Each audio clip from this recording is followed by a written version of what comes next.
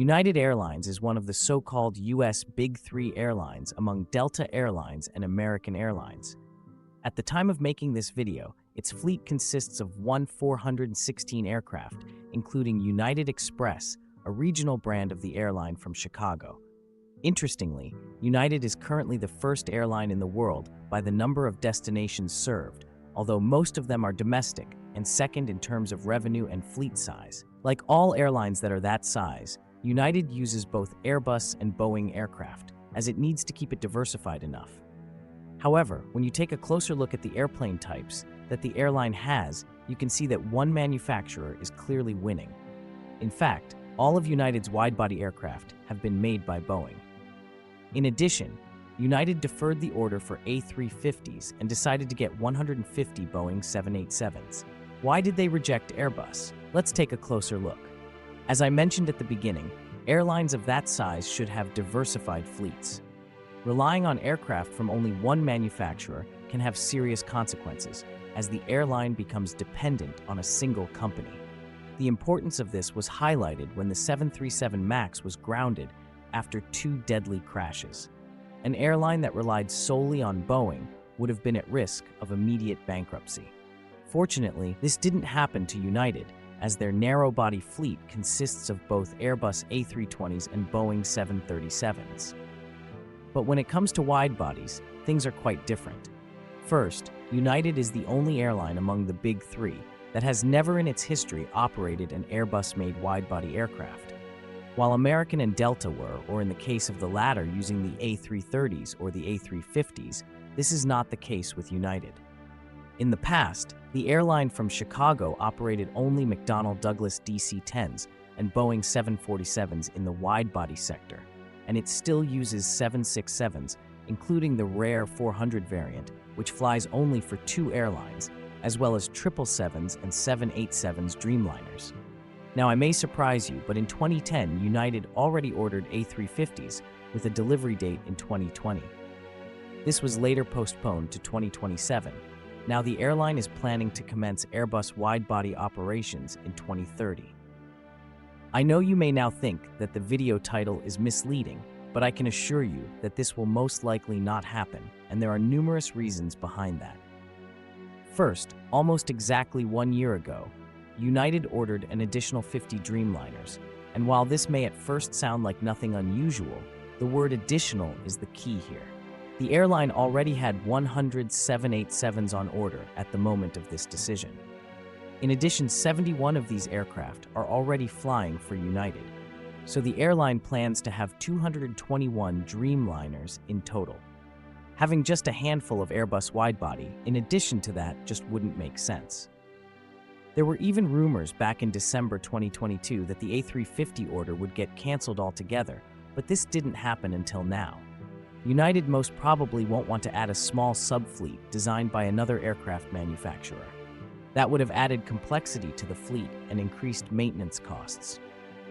For similar reasons, Delta retired its 777 fleet, and American said goodbye to A330s in 2020.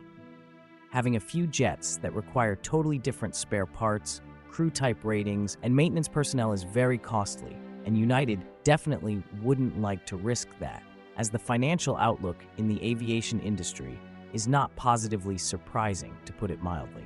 The next reason that makes United prefer Boeing is its history.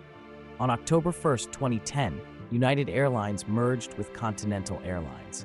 This wasn't anything unusual, as around this time, Delta merged with Northwest and American with US Airways. This wave of mergers created the shape of the US aviation market for the next years. After all, this resulted in the creation of the Big Three airlines in the form we know them today. Getting back to United, although it was the surviving carrier, in reality, Continental was the survivor. The latter's management displaced United's old management. The livery retained was Continental's. The A350 order was placed by the old United management. The new executives added to the United order, but Continental had been an exclusive buyer of Boeing aircraft, had only their aircraft in its fleet, and executives were predisposed toward Boeing. That's why I think that United will never operate A350s. However, things may change in the future.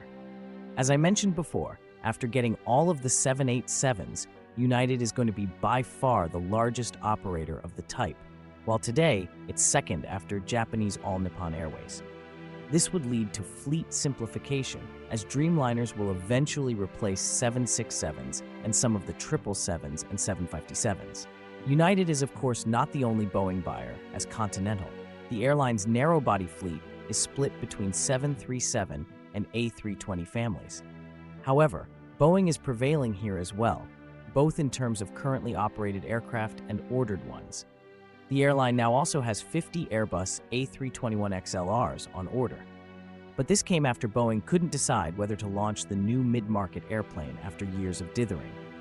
With a large fleet of Boeing 757s aging and in need of eventual replacement, United could no longer wait for Boeing to make a decision. And any aircraft from the 737 MAX family, even the largest MAX 10, is lacking the capacity and, most importantly, range of the 757. The A321XLR was as a result the only possible solution there. One of the airline executives said that the XLR will help replace the 757s. But many of the 757 routes will ultimately be flown with wide-body jets as demand grows. The deliveries of the XLR are supposed to begin in 2025, so there's a big chance that you may see ones in Europe next year. The A321XLR will allow United to add even more new routes. These may include cities in Eastern and Southern Europe, which have a big seasonality of transatlantic traffic. Personally, I'm waiting to see what airports will this exactly be, as United is very creative in terms of network planning and has more international destinations than any US airlines. That's also why it's sometimes called the US national carrier. It might do a separate video about it one day. Now you know the reason why United doesn't have any Boeing wide-bodies, and that's not going to change soon, even though the airline has some A350s on order. The extreme popularity of this aircraft type that Delta and many other airlines in the entire world have in their fleet is not going to change it, as United has its own wide-body strategy, and we are unlikely to see Airbus aircraft here. However, as always, there is a slight chance that this will change in the distant future, as it might make sense for such a large airline to have a second type of wide-body plane. But the condition is simple. The subfleet has to be large enough so the operating costs wouldn't be too high, which won't be the case with the 45 A350s that are scheduled to be delivered in 2030. So when you take a United long-haul flight, you may be 100% sure that you will fly onboard Boeing aircraft, at least until the A321XLR delivery next year. But even then, longer routes are not endangered. That's all for today. Thanks for watching, and please both subscribe to my channel and support it through the new options.